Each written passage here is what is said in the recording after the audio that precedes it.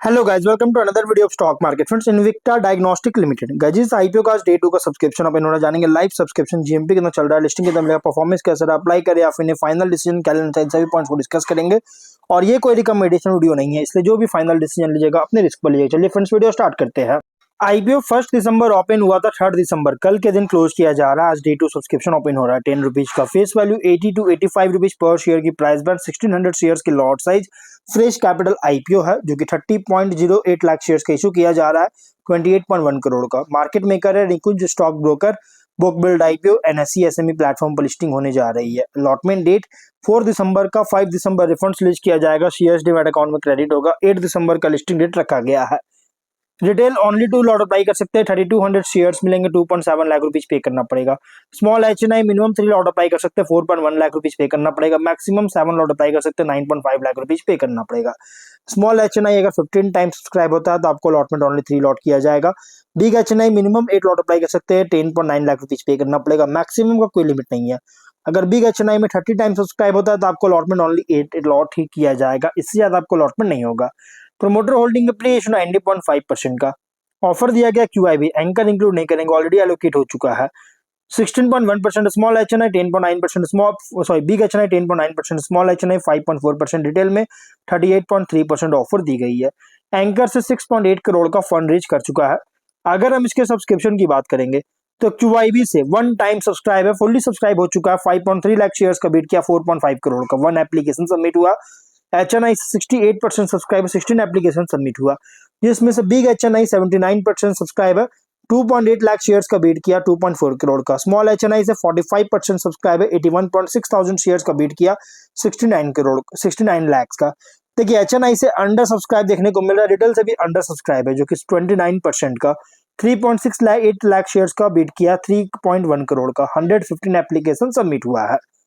Under subscribe देखने को मिला। सिर्फ और सिर्फ क्यूआईबी से ही फुली सब्सक्राइब है, बाकी अदर कैटेगरीज में अंडर सब्सक्राइब देखने को मिल रही है। टोटल हुआ 54% का। 12.7 लाख शेयर्स का बीट किया, 10.7 करोड़ का। 132 एप्लीकेशन सबमिट हुआ है। वहीं अगर हम जीएमपी की बात करेंगे तो कंपनी का जीएमपी फिलहाल 0 रुपीज का ट्रेड कर रहा है, विच मीन्स कंपनी या तो फ्लैट डेब्यू करेगा या तो डिस्काउंट लिस्टिंग करेगी। बिजनेस की बात करेंगे तो जनवरी 2021 में इनकॉर्पोरेट किया गया था, जो कि इस पर ज्यादा कुछ बात नहीं करूंगा, मैंने ऑलरेडी वीडियो बना रखा है। रेडियोलॉजी पैथोलॉजी सॉल्यूशंस का ऑफर करता है।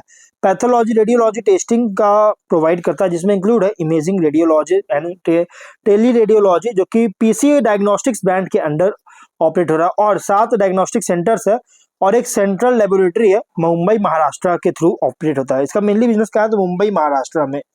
और कंपनी जो है पीसी डायग्नोस्टिक के जैसे ट्रेड करती है और Mumbai based diagnostic services company है, जो कि specialize integrated pathology radiology solutions में, और फॉलो करता है हब एंड स्पोक मॉडल को, जो कि एमएमआर में, जिसमें फीचरिंग है फ्लैगशिप हब, 3 एडिशनल हब और 3 स्पोक्स। और कंपनी जो है 60 रूटीन 487 स्पेशलाइज पैथोलॉजी टेस्ट जो है सो ऑफर कर रहा है, प्लस अबाउट 96 बेसिक और 130 एडवांस्ड रेडियोलॉजी टेस्ट ऑफर करती है।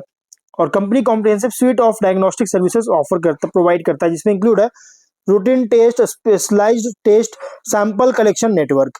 और कंपनी यहाँ पे अगर देखा जाए तो ओवरऑल जो है ना, ये एमएमआर रीजन में डायग्नोस्टिक चेन है एज अ ऑपरेट हो रहा है, और जिससे ऑफर कर रहा है रेडियोलॉजी और pathology solutions.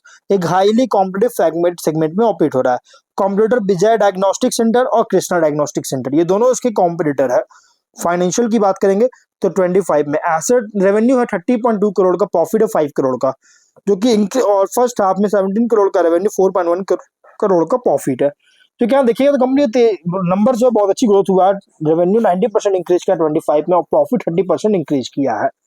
ROE 44%, ROCE 42%, debt equity 0.2 time का, और RONW 36.2% और PAT और EBITDA margin 16.4 30.6%, PBP ratio 5.2 14.5 time का। मार्केट कैप 107 करोड़ के अराउंड होगा।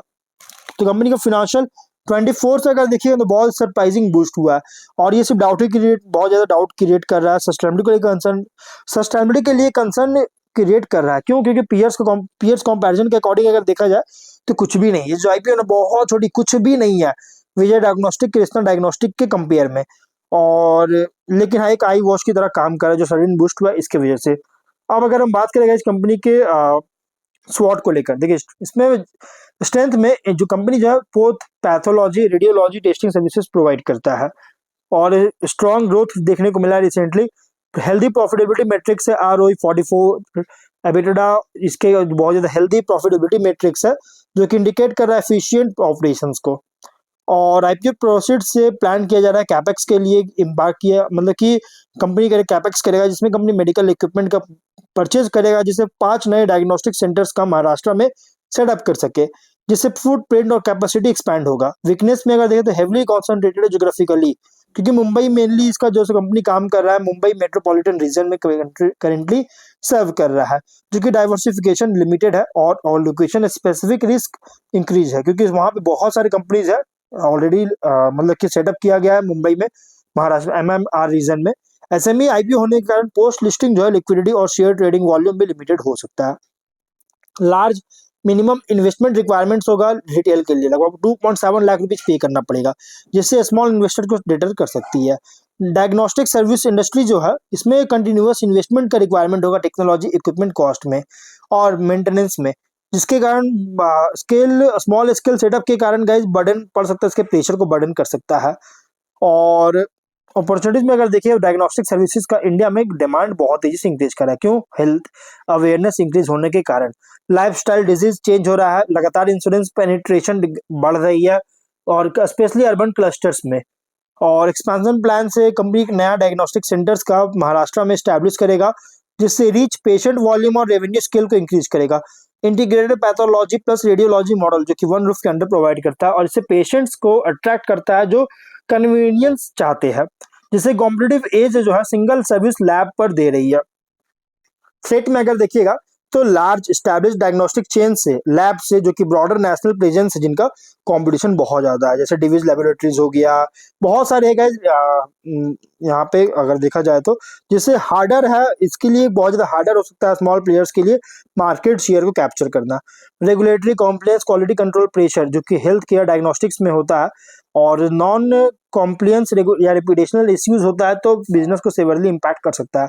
कोई भी स्लो डाउन होता है कंज्यूमर डिमांड में मैक्रो इकोनॉमिक फैक्टर्स के कारण या फिर एक्सपेंशन प्लान में डिले होता है तो फाइनेंशियल परफॉर्मेंस को इंपैक्ट कर सकता है। मुंबई रीजन पर डिपेंडेंस है जो कि बिजनेस वल्नरेबल है रीजनल डिस्ट्रप्शन के कारण, जैसे पैंडेमिक से रेगुलेटरी चेंज होता है। तो पीयर कंपैरिजन अगर कीजिएगा तो यहाँ पे देखिए कंपनी जो है रिलेटिवली स्मॉल है अगर पीयर से कंपेयर करें, लेकिन रिस्क जो है बहुत ही हाई है स्केल होने के कारण और कॉन्सेंट्रेशन होने के कारण, लेकिन हायर पोटेंशियल अपसाइड भी हो सकता है अगर प्लान्ड एग्जीक्यूशन एक्सपेंशन वर्क होता है। तो इन्वेस्टर्स के लिए guys small cap higher volatility higher reward opportunity हो सकता है, सक्सेसफुल आउटकम हो सकता है।